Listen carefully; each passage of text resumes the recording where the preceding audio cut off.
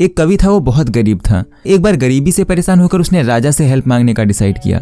उसने राजा को अपनी पोएट्री सुनाई और रिटर्न में राजा ने उसे कुछ मांगने को बोला। तो उसने चेस बोर्ड की तरफ इशारा किया और बोला, अगर आप पहले ब्लॉक में चावल का 1 दाना और दूसरे में 2 और ऐसे ही चावल के दाने डबल करते जाएं तो लास्ट ब्लॉक में जितने भी चावल के दाने आएंगे मुझे बस उतने ही दाने चाहिए। ये सुन के राजा और मंत्री को बहुत अजीब लगा कि अभी ये बोल रहा था कि ये बहुत गरीब है और जब इससे कुछ मांगने को बोला गया तो इसे बस कुछ चावल के दाने चाहिए। राजा अपने प्रॉमिस का बहुत पक्का था, इसलिए उसने अपने सैनिकों को ऑर्डर दिया कि चेस बोर्ड पे चावल के दाने रखे जाएं और सैनिकों ने चावल के दाने रखना शुरू किया। फर्स्ट पे 1 दाना, सेकंड पे 2 और थर्ड पे 4 दाने और ऐसे ही 10th ब्लॉक पे चावल के 512 दाने रखे गए और 20th ब्लॉक पे नंबर 5,24,288 हो गया और 32 ब्लॉक में नंबर 2014 करोड़ तक पहुंच गया और लास्ट तक आते आते राजा को उसे अपनी पूरी किंगडम देनी पड़ी। पहले हम देख लेते हैं, अगर चेस बोर्ड पे लास्ट तक चावल के दाने रखे जाएं तो उनकी आज के टाइम पे मनी और गोल्ड में कितनी वैल्यू होगी। तो चेस में ब्लॉक होते हैं 64 और number of grain her block में डबल हो रहे हैं, यानी पहले में 1, दूसरे में 2 और ऐसे ही 64th ब्लॉक तक। तो लास्ट ब्लॉक में इतने नंबर ऑफ ग्रेन्स आएंगे और 1 kg में लगभग 50,000 चावल के दाने होते हैं। तो हम इन ग्रेन को डिवाइड कर देते हैं 50,000 से, जिससे इनकी वैल्यू kg में आ जाएगी और 1 kg राइस की वैल्यू है लगभग 50 रुपए। तो इस वैल्यू को 50 से मल्टीप्लाई करने पे हमें रुपए में वैल्यू मिल जाएगी और 64 ब्लॉक में चावल की मनी में वैल्यू होगी 9.22 एक्सपोनेंशियल प्लस 15, यानी 9.22 इंटू 10 to the power 15 इतने रुपए, या 1,861,427,253 kg गोल्ड।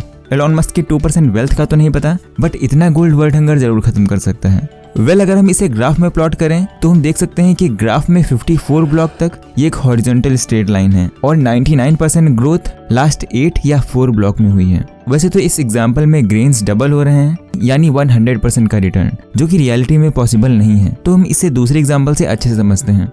मान लेते हैं 2 फ्रेंड्स हैं, रवि और हर्ष। दोनों ही 30 साल के लिए 5,000 की SIP स्टार्ट करते हैं और दोनों को ही सेम 15% का रिटर्न मिल रहा है। तो फर्स्ट ईयर दोनों को ही 5,000 मंथली यानी 60,000 पे 15% रिटर्न मिलता है, यानी 9,000 रुपी। रवि इस रिटर्न को विड्रॉ कर लेता है, बट हर्ष उसे इन्वेस्टर रखता है। तो नेक्स्ट ईयर रवि को फिर से 1,20,000 पे 15% यानी 18,000 का रिटर्न मिलेगा और वो पिछली बार की तरह इसे भी विड्रॉ कर लेता है, बट हर्ष को इस बार 120K पे नहीं बल्कि 120K और पिछली रिटर्न यानी 9,000 पे भी रिटर्न मिलेगा, यानी टोटल 1,29,000 पे 15% रिटर्न, जो कि होगा 19,350 रुपी, और वो उसे भी इन्वेस्टेड रखता है। तो अगर हम 10 साल बाद देखें तो हर्ष की मनी 14 लाख हो चुकी होगी और उसे मंथली 15,000 मिल रहे होंगे, और रवि की मनी 6,90,000 ही हुई होगी और उसे मंथली 7,500 मिल रहे होंगे। अगर हम इसे 30 साल बाद देखें तो हर्ष की मनी लगभग 3 करोड़ के आसपास हो चुकी होगी, जिसपे उसे मंथली 3,26,058 रुपये मिल रहे होंगे। रवि की मनी सिर्फ 20,70,000 हुई होगी और उसे मंथली 22,500 मिल रहे होंगे। यानी अगर इस टाइम पे हर्ष चाहे तो मंथली रिटर्न यानी 4 लाख में से 1 या 2 लाख मंथली निकाल सकता है, फिर भी उसकी मनी ग्रो करती रहेगी क्योंकि उसे ईयरली 15% की ग्रोथ मिल रही है और वो विड्रॉ सिर्फ 5 से 7% कर रहा है। तो यह है पावर ऑफ कंपाउंडिंग। अब कई लोगों को लगेगा कि इस एग्जाम्पल में 15% का ईयरली रिटर्न मिल रहा है तो उन्हें ऐसा रिटर्न पाने के लिए बहुत नॉलेज की जरूरत होगी, तो ऐसा नहीं है। हम आगे इस वीडियो में जानेंगे कि कैसे आप इतना ही ईयरली रिटर्न पा सकते हैं, वो भी बिना ज्यादा नॉलेज के। अगर कंपाउंडिंग इतनी ही आसान है तो लोग इसका फायदा क्यों नहीं उठाते? इसका पहला रीजन है कंपाउंडिंग इतनी सिंपल नहीं है। जैसे अगर हम इस एग्जाम्पल को ग्राफ में प्लॉट करें तो आपको एक कर्व ऊपर जाता हुआ दिखेगा बिना किसी अप्स एंड डाउन के, जो कि रियलिटी नहीं है। रियलिटी ऐसी नहीं, रियलिटी कुछ ऐसी दिखती है। तो इसे अच्छे से समझने के लिए हम एक रियल एग्जाम्पल को देखते हैं। अगर आपने 20 साल पहले निफ्टी 50 इंडेक्स फंड में इन्वेस्ट किया होता, यानी अगर आपने इंडिया के टॉप 50 कंपनी में इन्वेस्ट किया होता, तो आपको लास्ट 20 ईयर में ये रिटर्न मिलते। यानी अगर आप ईयर 2000 में 50,000 इन्वेस्ट करते तो अगले साल आपके पैसे बढ़ने की जगह 14% से घट जाते और 2001 में आपके पैसे 16% से घट जाते। यानी आधे से ज्यादा लोग 2 साल में ही अपने पैसे निकाल लेते और FD में डाल देते। जो लोग अपने पैसे अभी भी इन्वेस्टेड रखते तो अगले साल उनकी मनी सिर्फ 3% से बढ़ती, यानी अभी भी आपकी टोटल वैल्यू इन्वेस्टेड अमाउंट से कम है। और अगर आप 1 और साल तक इन्वेस्टेड रखते तो आपको 71% का रिटर्न मिलता, मतलब लगभग 1 साल में पैसा डबल। और फिर 2008 की फाइनेंशियल क्राइसिस में आपकी मनी 2 लाख से 99,000 हो जाती। यानी काफी लोग इस टाइम पे अपनी मनी विड्रॉ करते और उन्हें लॉस होता। बट अगर आप पेशेंस के साथ यही मनी 10 साल तक इन्वेस्टेड रखते तो वो मनी 1,75,680 हो जाती और 20 साल बाद यानी आज के टाइम पे आपके 50,000 5 लाख बन चुके होते हैं। और अगर हम इन रिटर्न का एवरेज परसेंटेज निकालें तो वो है 15.52%। यानी पिछले एग्जाम्पल से भी 0.52% ज़्यादा।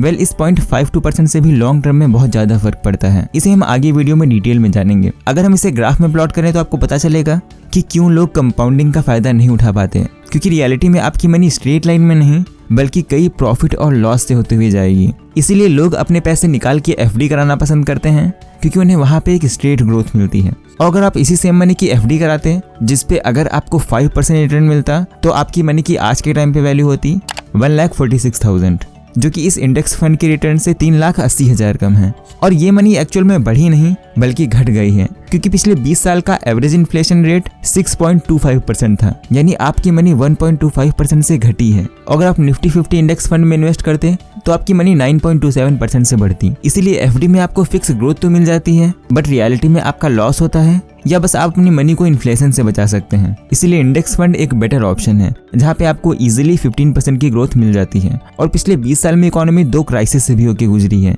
कोविड और 2008 की फाइनेंशियल क्राइसिस। बट जैसे ही मार्केट ग्रो करेगी आपके पैसे भी ग्रो करेंगे, अनलेस आपको मनी तब ना निकालनी हो जब मार्केट बहुत डाउन हो या मार्केट किसी क्राइसिस से होकर गुजर रहा हो। इसीलिए बेटर है आप उस मनी को इन्वेस्ट करें जिसकी आपको इमरजेंसी में जरूरत ना पड़े। तो इस एग्जाम्पल से हम पहला लेसन सीख सकते हैं कि आपके पैसे स्ट्रेट नहीं बल्कि ऊपर नीचे होते हुए ग्रो करते हैं, तो आपको इसके लिए प्रिपेयर रहना चाहिए। और सेकंड इंपॉर्टेंट लेसन है कंपाउंडिंग में टाइम की इंपॉर्टेंस। जैसे अगर आप इस मनी को अगले 20 साल तक इन्वेस्टेड रखें और मान लेते हैं आपको उतना ही रिटर्न मिलेगा जितना आपको पिछले 20 साल में मिला है, यानी 15.52%, तो आपके 50,000 हो जाएंगे 97 लाख। और ग्राफ से हम देख सकते हैं कि लास्ट 6 ईयर में आपको स्टार्टिंग के 36 ईयर से भी ज्यादा रिटर्न मिलेगा। इसलिए आप जितने टाइम के लिए अपनी मनी इन्वेस्टेड रखेंगे आपको उतना ही ज्यादा फायदा होगा। और जल्दी पैसे निकालने का एक और नुकसान है कि आपको ज्यादा टैक्स पे करना पड़ेगा। जैसे अगर आप 50,000 की इन्वेस्टमेंट करते हैं जो 11 मंथ में 55,000 हो चुकी है, तो आपको प्रॉफिट यानी 5,000 पे 15% टैक्स देना होगा, जो कि होगा 750 रुपये। और अगर आप 1 साल या उससे भी ज्यादा टाइम बाद अपने पैसे निकालते हैं तो आपको 1 लाख के ऊपर प्रॉफिट पे 10% टैक्स देना होगा। जैसे अगर आपका टोटल प्रॉफिट 1,50,000 हुआ है तो आपको 50,000 पे 10% यानी 5,000 रुपये टैक्स पे करना होगा। और थर्ड इंपॉर्टेंट लेसन है रेट ऑफ रिटर्न। अगर आप किसी एक्टिवली मैनेज्ड म्यूचुअल फंड में इन्वेस्ट करते हैं जिसमें आपको 1% एक्सपेंस रेशियो देना पड़ेगा, तो अगर आप 30 साल के लिए 10,000 की SIP करते हैं जिसपे आपको 15% रिटर्न मिलता है, तो आपकी टोटल मनी इतनी होती। और अगर हम इसे 1% एक्सपेंस रेशियो से कम कर दें तो आपकी मनी में 1 करोड़ का डिफरेंस आएगा। इसलिए पैसिवली मैनेज्ड म्यूचुअल फंड में इन्वेस्ट करें, क्योंकि इन्हें कोई एक्टिवली मैनेज नहीं करता, इसलिए इसका एक्सपेंस रेशियो बहुत कम होता है, 0.1 या मैक्सिमम 0.2% तक। इसलिए ऐसे आप ज़्यादा रिटर्न पा सकते हैं। और अगर आप अपनी इन्वेस्टमेंट स्टार्ट करने का सोच रहे हैं तो आप IND मनी यूज़ कर सकते हैं, जैसे मैं भी यूज़ करता हूँ। और अगर आप डिस्क्रिप्शन के लिंक से इसे डाउनलोड करेंगे तो आपको 150 रुपये वर्थ तक फ्री नेटफ्लिक्स के स्टॉक मिलेंगे, तो आप वहां से इसे डाउनलोड कर सकते हैं। और इस ऐप से आप इजीली US स्टॉक में भी इन्वेस्ट कर सकते हैं, जैसे अमेजॉन, टेस्ला या गूगल। उम्मीद है आपको इस वीडियो से बहुत सारी चीज़ें सीखने को मिली होंगी। तो आज के लिए बस इतना ही। Thanks for watching.